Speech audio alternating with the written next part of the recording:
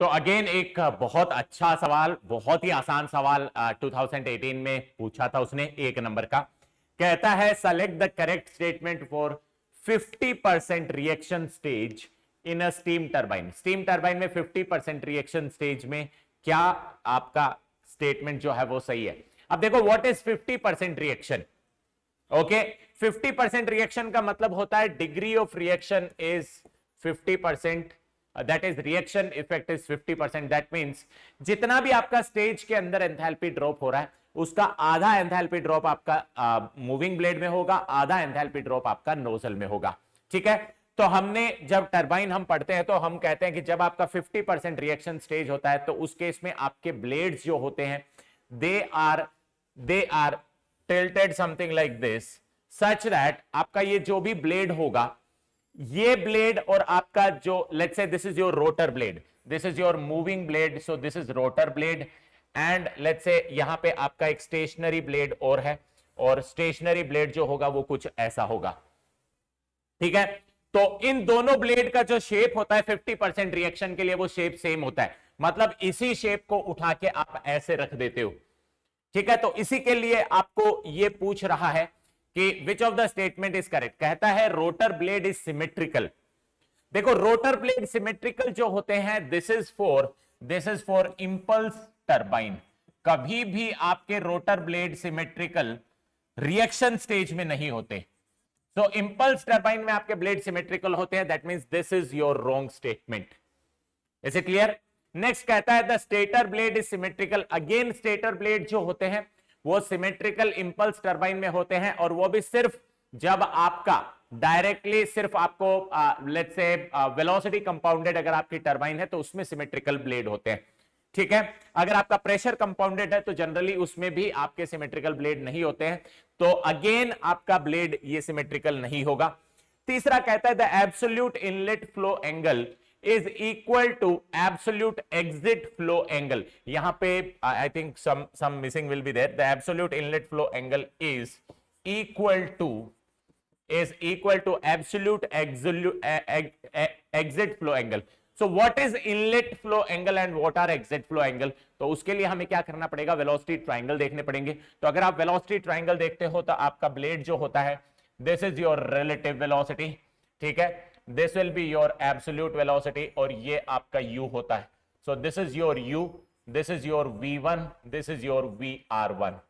Okay, this is how the inlet velocity triangle looks like. और इनके जो angle होते हैं this angle is called as angle alpha, this angle is called as angle theta.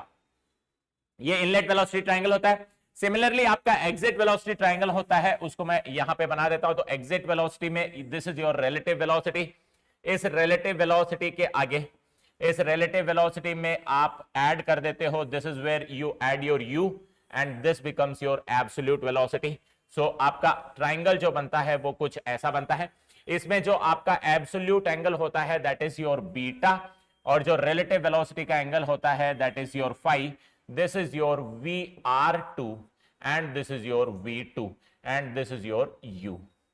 Okay, तो ये inlet और exit velocity triangle बनते हैं। अब अगर आप देखोगे तो इनलेट और एग्जिट वेलोसिटी ट्रायंगल में जो आपका 50% रिएक्शन स्टेज होता है, okay, for 50% reaction, for degree of reaction that is equal to 1/2, हमने बहुत सारे पैरामीटर देखे थे। सबसे पहला parameter is v1 is equal to vr2। ये v1 जो होता है ये vr2 के बराबर होता है।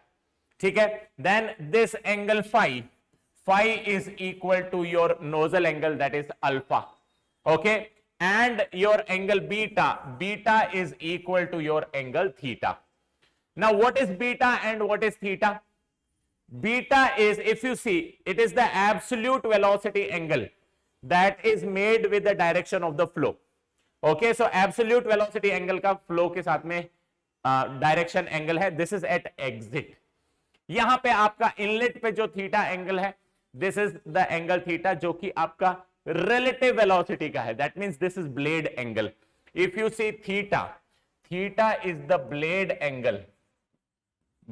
Angle at inlet, okay, blade angle at inlet, and beta that is absolute velocity angle, this is absolute velocity angle at exit. Okay, next is your phi. Phi is your relative velocity, or you can say blade angle at exit. Phi is blade angle at exit. Okay, and what is alpha? Alpha is your nozzle angle at inlet. So अब आपको जो option में दे रहा है वो कह रहा है the absolute inlet flow angle, absolute inlet flow angle. So absolute inlet flow angle is alpha. Okay, alpha r is equal to 1 by 2. Alpha is absolute inlet flow. Absolute inlet flow. This is where the actual steam is coming from. This is where the actual steam come from, and this is what it looks to the, blade. समझ में आ रहा है? So absolute वाला angle जो है वो alpha है, और यहां पे जो एग्जिट पे फ्लो एंगल है दैट इज फाई है. तो अल्फा और फाई सेम होते थे, बट ये बोल रहा है absolute inlet flow angle is equal to absolute exit flow angle. Absolute exit flow angle क्या है? It is beta. So it is saying alpha is equal to beta. That is not correct. Alpha is equal to phi. Okay, so last statement कह रहा है the absolute exit flow angle is beta is equal to inlet angle of rotor blade. Inlet angle of rotor blade is your theta. Okay, so inlet angle of your rotor blade is theta. That is correct. So theta is equal to beta. So he is asking you this thing. Okay, so if you see over here, now the correct statement would be statement D. Is it clear?